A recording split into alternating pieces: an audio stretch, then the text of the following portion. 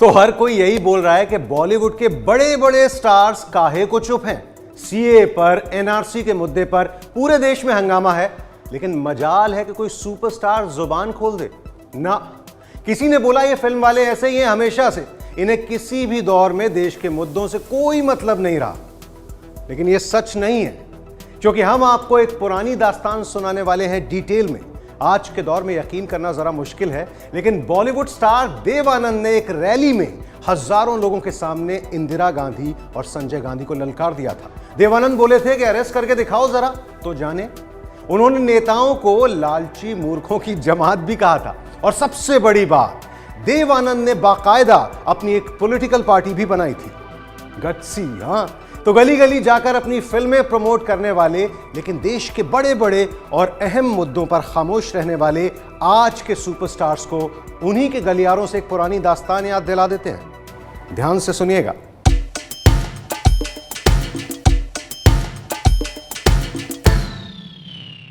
तो कहानी शुरू होती है 1975 में, जब देश में इमरजेंसी लगी।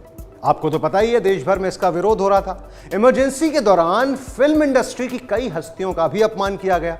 यह अपमान देव आनंद ने दिल पे ले लिया था। बोले डेमोक्रेसी है, ऐसे कैसे? फिर क्या था, देव आनंद ने भी अपने समर्थकों को साथ लेकर एक रैली में इमरजेंसी के खिलाफ जमकर हमला बोला। और फिर 1977 में जब इमरजेंसी के बाद पहले चुनाव आए, तो देव आनंद ने इंदिरा गांधी के खिलाफ प्रचार भी किया।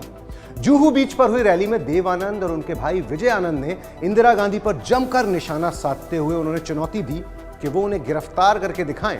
खैर, 1977 में हुए लोकसभा चुनाव में कांग्रेस हारी और पहली बार देश को एक गैर कांग्रेसी प्रधानमंत्री मिला, मोरारजी देसाई। लेकिन कई पार्टियों के गठजोड़ वाली ये सरकार लंबी नहीं चली, और फिर 1979 में जनता सरकार के पतन के साथ नए चुनाव का ऐलान हुआ। और यहीं पर आया फिल्मी ट्विस्ट। कुछ फिल्म स्टार्स ने भी चुनाव लड़ने की तैयारी कर ली और बना ली अपनी पार्टी। इनके नेता कौन थे? जी हां, देव आनंद। मतलब अपनी फिल्म के हीरो भी खुद बनेंगे, अपनी पार्टी के अध्यक्ष भी खुद बनेंगे।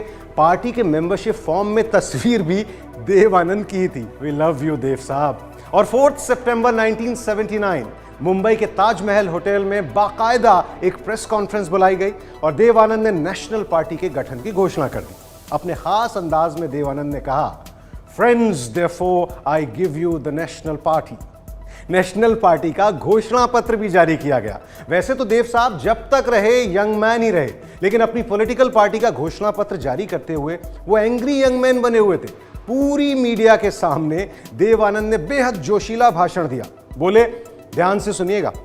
अपनी स्पीच में देव साहब बोले कि इस पार्टी का मकसद राजनेताओं को सबक सिखाना है, क्योंकि ये नेता जितने भी हैं ये अफसरवादी और लालची मूर्खों की जमात है। लालची मूर्खों की जमात। बाप रे बाप। पार्टी को लॉन्च करते हुए देव साहब ने सियासी जंग का ऐलान कर दिया।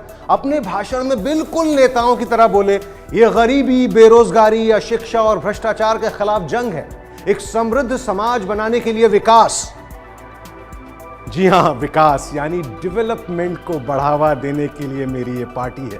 अब विकास सुन के आपको कुछ और याद आए तो सोच लीजिएगा कि बॉलीवुड के एवरग्रीन स्टार देव आनंद 1979 में ही विकास का वादा कर चुके हैं। अच्छा, इस पार्टी को मेंबर्स बनाने में कोई प्रॉब्लम नहीं थी।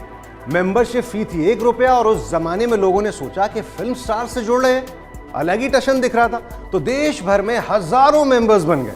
अब देव साहब का गुडविल तो था ही इंडस्ट्री में, तो उनके अलावा उनके भाई विजय आनंद, शत्रुघ्न सिन्हा, धर्मेंद्र, हेमा मालिनी, संजीव कुमार, वी शांताराम, जीपी सिप्पी जैसे जाने माने लोग जुड़ गए इस पार्टी से।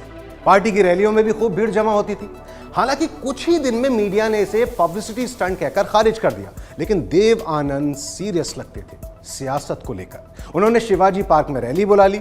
मीडिया में खबरें आ गई कि देव आनंद की पार्टी के टिकट पर एक्टर धर्मेंद्र चौधरी चरण सिंह के खिलाफ चुनाव लड़ सकते हैं। शर्मिला टैगोर भोपाल से और दारा सिंह अमृतसर से चुनाव लड़ सकते हैं। अब तो शोर मच गया। अब असली नेताओं को लगा कि ये अभिनेता तो उनकी टेरिटरी में घुस रहे हैं।